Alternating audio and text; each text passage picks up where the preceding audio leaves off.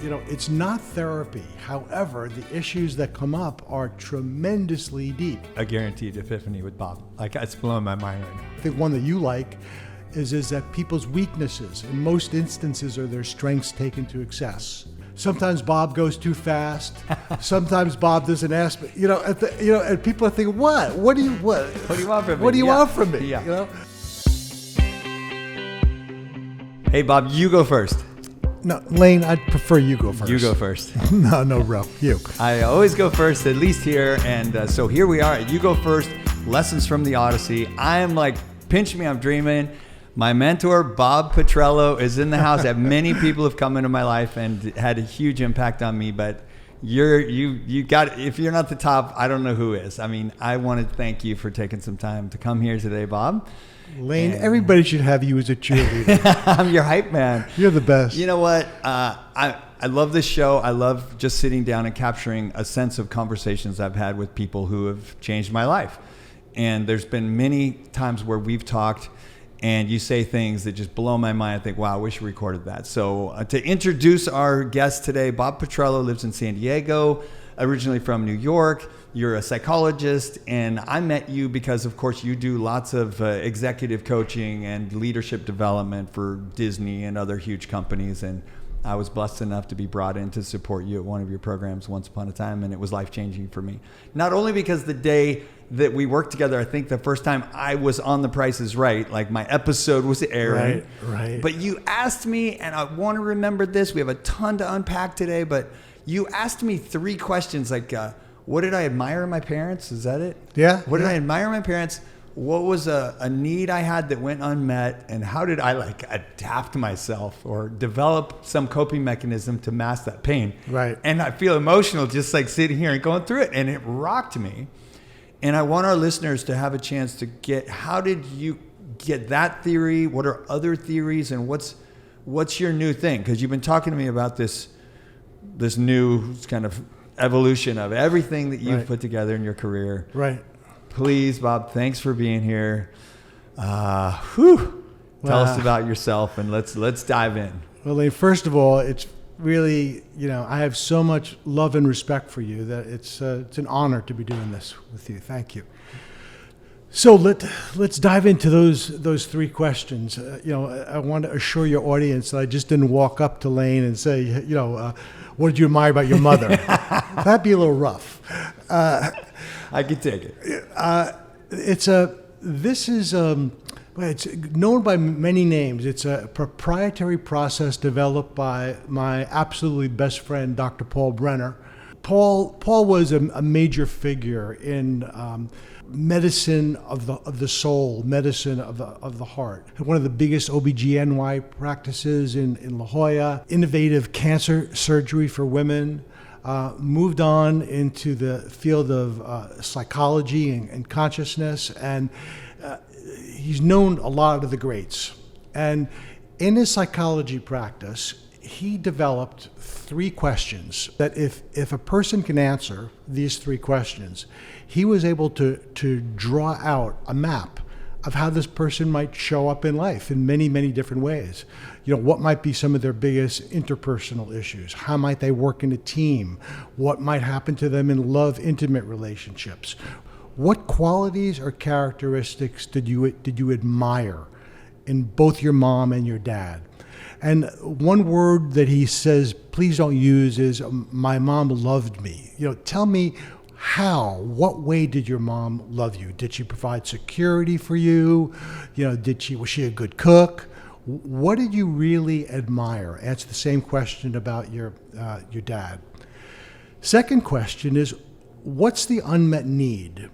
What would you have wanted from your mom and your dad that you didn't get? And it's not trying to find fault with your mother and the father. Mm-hmm. Perhaps your dad was working for the family and had to do 2 jobs. So the unmet need is I didn't see him a lot. There wasn't a lot of time. And of course, if you don't have a mom and dad in the traditional sense, whoever's caring for you as a child. Yeah. Exactly. The third is, what are the coping mechanisms that you use to not feel the discomfort of that unmet need? Because basic psychology, kids don't like to feel uncomfortable. And so then what they do is they'll act in a certain way to deflect that discomfort, hopefully to transform it. So if someone can answer those three questions, I can draw out for them this very interesting roadmap. And I think it's been one of the aces in the hole I've had as being an executive coach. Yeah. That I've had comments, people have said, "You've saved me 2 years of therapy," or "I've been talking to my therapist for so long, and you just kind of, you got right to the heart of it." Yeah. Well, what I love about it is that the questions are somewhat mathematical, almost like a computer would work. There's a certain bandwidth of information that comes out of each question. So for a listener out there right now, they're thinking, okay, how would I answer these questions? And I know you worked for the Center for Creative Leadership for a long time. That's kind of where you honed maybe your craft as part of like this bigger system, and then you went out on your own and used these mentors or best friends that had these gifts for you. So right. And those are questions you've been asking to top executives within Disney and other companies. And Yes, and it's like, it's really walking on the edge, because you don't, it's not therapy. However, the issues that come up are tremendously deep. And at Disney once, they brought in, I think about 100 managers from around the world, and having people begin to look at some interesting patterns that I've seen in working with people. One of the truths, I think one that you like, is that people's weaknesses, in most instances, are their strengths taken to excess. Bob is quick, and he comes to conclusions really, really quickly. And then I look at the things around development, and they're like, sometimes Bob goes too fast. Sometimes Bob doesn't ask me. And people are thinking, what do you want from me? What do you want from me? Yeah. And when they can begin to understand how their wiring works, let me dive into one question and use me as an example. When you're looking at identifying these core values from the male and female in the process, they break down into pretty much three essential categories. They have so much meaning that they hit our life as our core values, the qualities and characteristics that we really, really have embodied ourselves. Our sense of entitlement. If people aren't acting out of our core values, we'll feel like something's missing. And it's our direct language for love. If any of the listeners out there are looking at writing an ad for, wanting to hook up with somebody, They don't write ads anymore. Oh, they don't? Now there's like dating sites and stuff. I've been so out of that. Yes, if they're typing in like, this is me. This is me. Just put down the qualities and characteristics that you admired about your parents, and more than likely you're going to find somebody that you have a tendency to resonate with. Yeah. So let me give you an example by what I mean about how do you identify one of these qualities and characteristics. Yeah. So when you look at your parent, I look at my mom, for instance, and I think of, God, what I liked about my mom was her independence. She really was, a person that did many things kind of before they were really, popular. A working woman, in the 30s in Manhattan, not a lot of people doing it. I remember her taking me into New York City and really feeling like, wow, this person knows where they're going. They have this sense of independence, strength. My dad was very generous. I can remember him when he were going out to visit the relatives in New Jersey. We'd stop at a special cookie place because the relatives out there like these cookies. And I saw how people responded to him when he gave the cookies. There was love. So I would say that independence and generosity are qualities and characteristics that are on my core value list. No question. I've known you 20 plus years. This is awesome. Okay, so here's how the system works. Unbeknownst to you, whenever you have identified your core value, you've set up a major system in play. So let me demonstrate with my words.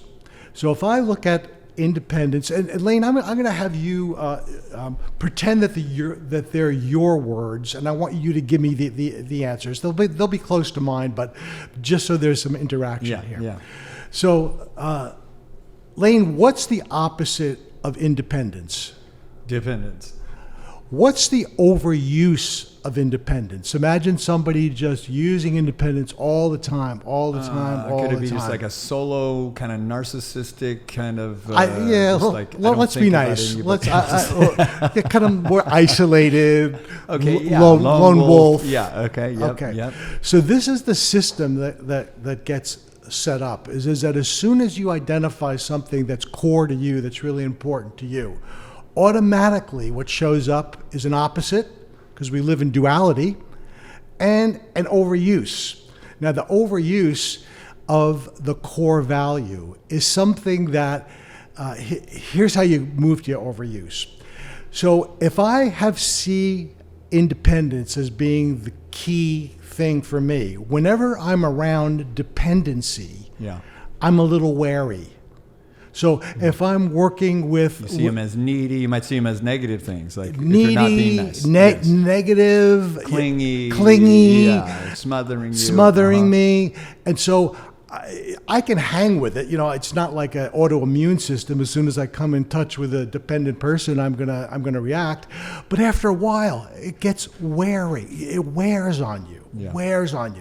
And so if you're stuck, let's say you're in a job and you're working with someone who you're independent and they're dependent, what's going to begin to happen, and I see this happen with executives, they move their attention away from the person and they just go into more self-protection. I'm not going to talk to that person. I'm going to kind of do it myself. Okay? So, but what that behavior does when you're in the overuse is it annoys other people, and it doesn't make you feel good. Because it's not independence. It's not the juicy part of independence. Same thing with generosity.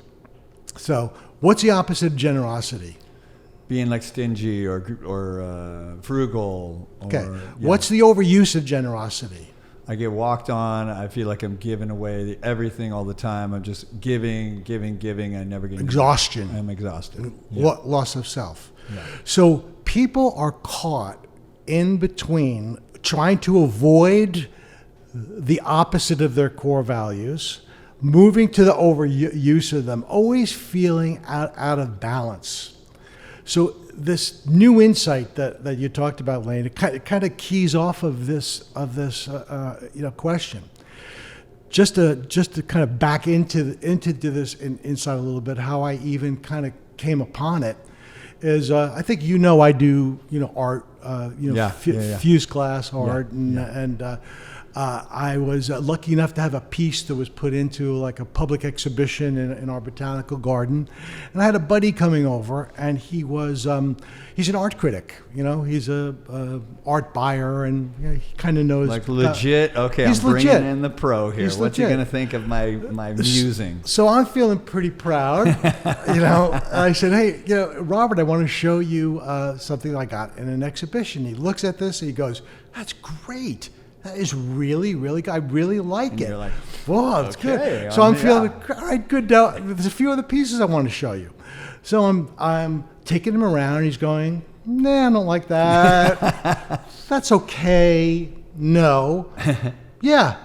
And you're looking at it, scratching your head. This curiosity came up for me. I thought, what does he see? Because to me, I look at them and they look like just finished pieces of art to me. So I said, what makes you like something and what makes you not like something? And he goes, it's very simple. It's the geometry of it. I said, well, and he takes out a piece of paper and draws for me this ratio. that he called it's the golden ratio or the golden triangle, and shows me that by placing things on in my artwork in a certain proportion, that the eye goes to it and feels comforted there. And he goes, I want you to buy a book. Because the book is called The Power of Limits. And I'll just hold the book up here now. I'm not suggesting this book is a tough read. It's not like, but I feel this book has changed my life. It's a guy, I can't barely pronounce his name, Giorgi Dossi. A pattern-forming process that goes through all of nature and some man-made, buildings, art, pottery, whatever. Yeah. That is essentially representing the tension of opposites. The bottom line is what you're seeing here is the Fibonacci sequence, and it's showing the creation of this spiral mathematically. And it's coming from these rectangles that you can see. Here's the first one. They call it the minor, the major. The minor, the major. The minor, the major. And what you see in this is no matter how small you go or how large you go, this proportion will stay the same. This proportion in like they talked about it in biology. So you're seeing a daisy grow. I love they have a quick picture of here's this daisy. And then they show mathematically about how this daisy, each one of these little buds, is created through.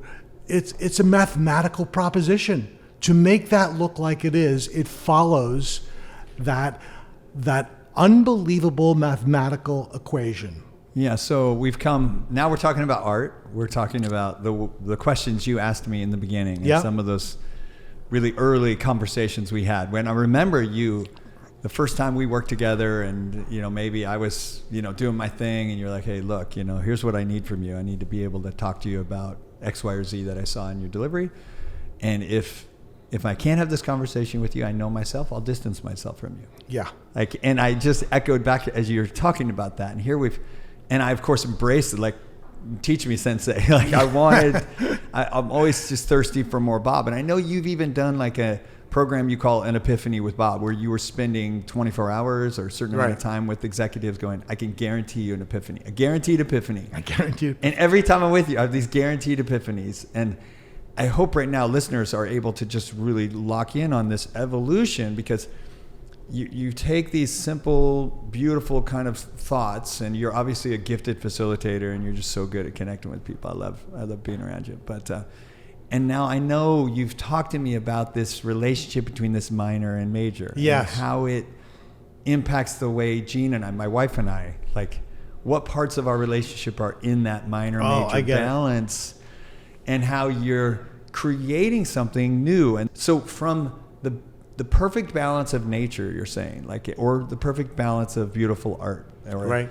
The same is true in our social relationships. That's what I'm coming to. That's what I'm coming to. So let me take that and just expand the example.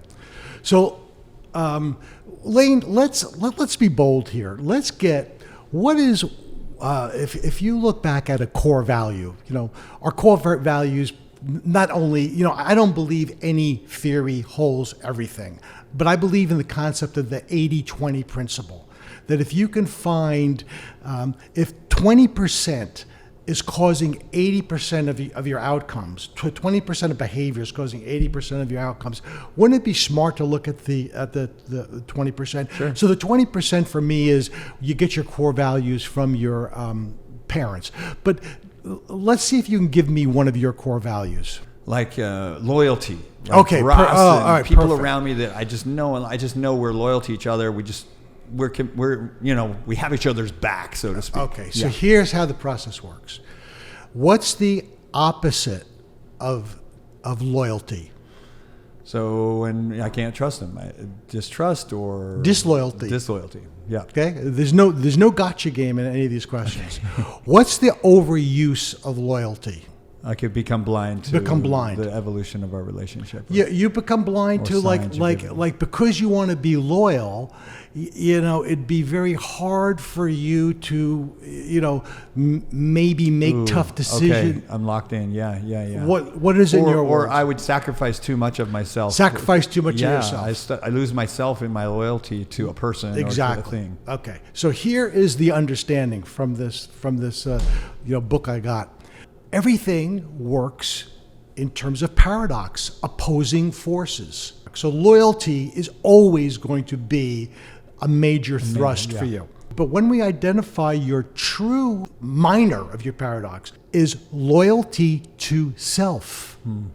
What that means is if you can begin to embrace, oh my God, I cannot stay in the sweet spot of loyalty to others unless I'm really being loyal to me. I have to begin to identify what does that mean.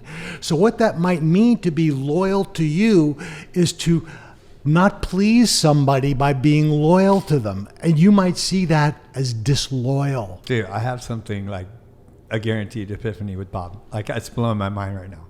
I woke up this morning with this like sense that I didn't deserve the life I have. But I'm realizing it's because I've been more loyal to myself, and I perceive it as being selfish. Yes. It's that's it. I look at my wife, I look at my life, I look at you. I was like, how does this loyalty? And it's so weird. Honestly, it's an overwhelming feeling of not deserving. Right. And it's right because my perception of when I'm doing something for myself, because it's not throwing Gene off at all. I played tennis the other day. I went fishing with you. I'm doing things for myself, and I'm thinking there's a shoe that's about to drop somewhere. Like somehow I'm like disrupting the balance of power, but it's only for me. Right. Not for her. Right. Not for Ross. Not for the artist. They're just like, oh, good for you. Like they want that for me. Yes. But I don't let it happen. You don't let it happen because this is what happens to us is that we get stuck in the shadow part of our paradox. It's not what is opposite is really we need to begin to embrace that. So everybody's throwing the baby out with the bathwater, and that's why I think people feel miserable. Because they have not identified their true paradox. At least I like models. I don't think just finding what your true paradox is going to we'll have a breakthrough like maybe you've had with this. But I think we have to begin to see our lives as what good duality looks like. Yeah. I want to be a good-looking daisy. I don't want to be a warped daisy. Now, some people, they think of duality, think of equality, like the head and tails of a penny, but it's not. It's not. Duality of balance. It's this, and I think a lot of people have gotten the idea of duality from the yin-yang sign, which is a 50-50 model. That's not how duality works. There's a major and a minor. Major and a minor. So to give the audience a couple of more examples with mine. So the true opposite of independent is interdependent. So if I know that I need interdependence to really make independence work, I don't have to have a fear of asking help from anybody else, that I'm going to be losing my independence, because I know that I need some interdependence to make dependence work. Interdependence is my minor. Wow, okay. And so with generous, it's kind of similar to yours. It's generous to others, generous to myself. So because I'm afraid of being stingy, because we're all afraid of what our opposite of our core values are, because we don't want to contaminate that. So I'm afraid of being stingy. So I might not be generous to myself when my buddy says, "Can you help me move my couch?" and I have a bad back.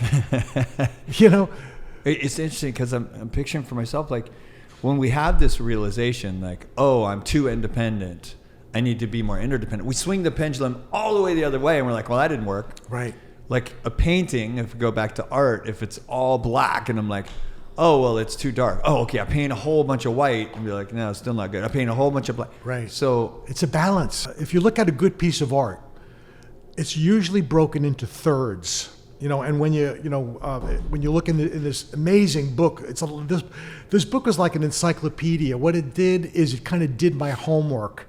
Okay, does this concept really flow through architecture, art, biology, myth? Yeah, it does. So now I see that there's a rhythm of a major and a minor throughout all of life. And if I can understand my majors in terms of my personality, I'll know what to work on. I won't be sabotaging myself. It'll just be, to me, it's just more efficient. So much. Even somebody who doesn't have experience with art, they create a piece of art themselves and look at it and go, nah, that's not very good. Yeah. It's like, just like our life, we're creating this sort of Yeah. art, but we're just winging it maybe. And so you're creating, I know this, you're creating kind of a model or a roadmap for people to be able to take all of this information that you've gathered in your 30 plus years of really diving deeply into this stuff. Yeah. And help us, look at our duality, look at our balance, look at how we're creating this sort of art of life. Yeah. Yeah. I believe, the most powerful thing you can give to anybody is a good idea. And to me, a good idea is an idea that you can take in and see if it works for yourself. Not some idea that's flying at 30,000 feet. I want a good idea that's going to help me to understand how I operate, and more effectively, if I want to be making these changes that I want to be making in my life, what is it? Maslow triangle. You remember that? Mm-hmm. That hierarchy of needs. It comes back to me now. Is that we have to feel safe. And then once we feel safe, we have to know, well, what group do we want to be in, and then we want to know, well, what is it that I do that's special, and then you move into that last part, of which I'm so interested in, is like, what is beyond me? What is beyond my ego? And I have to tell you, this understanding of paradox, this duality, is leading me to this very interesting understanding of how simple oneness might be.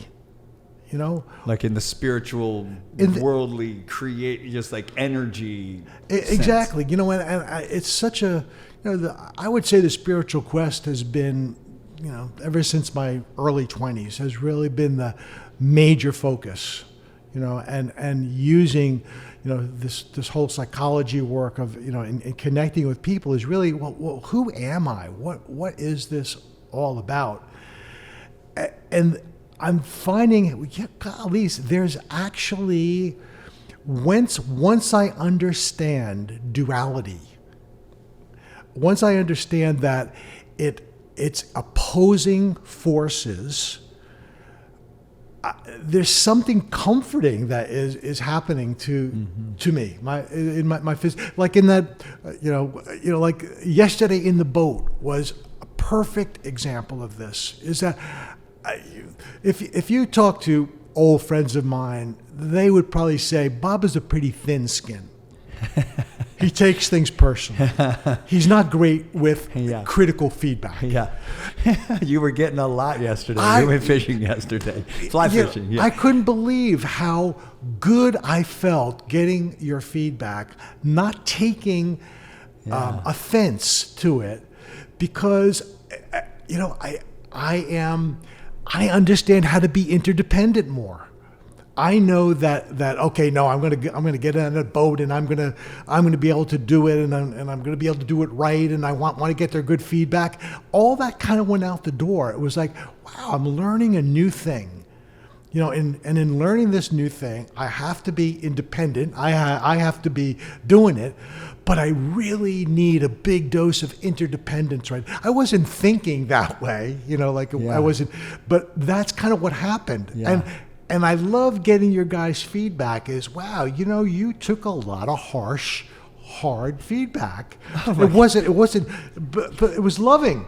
It was loving. Yeah.